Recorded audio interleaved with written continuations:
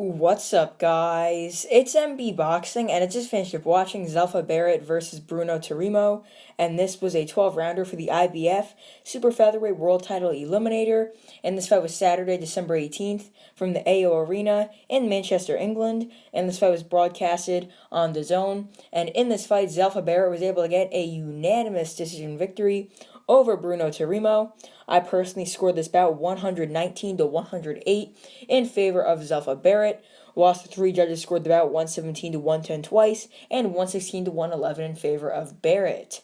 So, every round was really the same in this fight. It was really just Bruno Tarimo coming forward, being the smaller man. He was much smaller than Zelfa Barrett. He was just coming forward, trying to land shots on the inside and trying to walk down Barrett, but it didn't really work too well. Zelfa Barrett was easily able to land shots from the outside at will and just really just tattoo Tarimo with some nice jabs, right hands, hooks, specifically the left one, and I'll talk more about that later on. But he was just really able to easily box on the outside and land some nice shots and just win this fight. So in the third round, Bruno Tarimo got hit with a beautiful check left hook right on the chin that did drop him. It just dropped him flat on the canvas. It was a nice shot, perfectly placed by Zelfa Barrett. And it would score a knockdown, obviously, and it was a perfectly placed shot, as I mentioned before.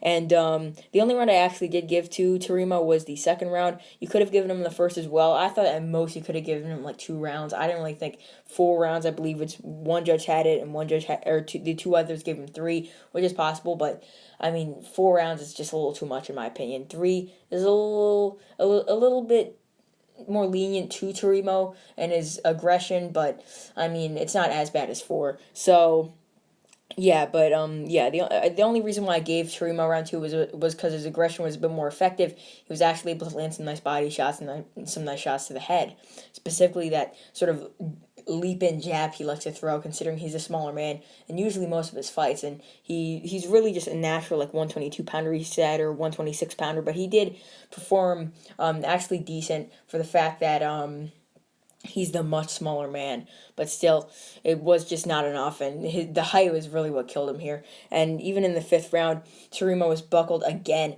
by it was originally 2 straight rights that buckled him at first, and then Zelfa Barrett went in for the kill, assuming that he would knock down or even stop Tarimo, and threw like a 4-punch combination, like an uppercut, a hook, and a straight right to the head of Tarimo. Tarimo got buckled even more with that, and he was able to actually survive the round because it was sort of at the dying embers of it. The 5th round, it was in the last 20 or 30 seconds, and he was still hurt at the end of the round. So I would say he was actually saved by the bell.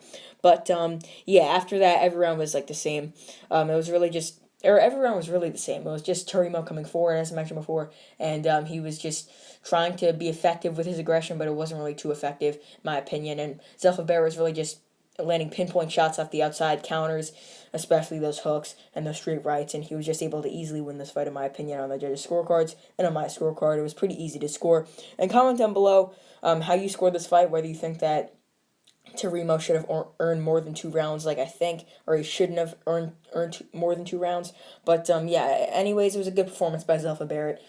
Getting another victory, now 27-1. So what is next for him? This was an IBF eliminator, so I would either like to see him fight the world champion in the IBF, recently crowned, winning the vacant title against Zinga Fuzil. That would be Kenichi Ogawa. I would like to see him either fight, Kenichi Ogawa, the reigning champion, or fight someone highly ranked in the IBF, maybe a Shavkat Sanrakimov on the Zone, someone like that, for like a final eliminator, interim title, etc. Because I believe they still have an IBF interim belt, but it's very rare that I've seen. I've seen it maybe only once or twice, and all the time I've been watching boxing. So it'll most likely either be a final eliminator against like a Shavkat Sanrakimov or someone else in the IBF ratings, or it will be a title fight against the reigning IBF champion, Kenichi Ogawa.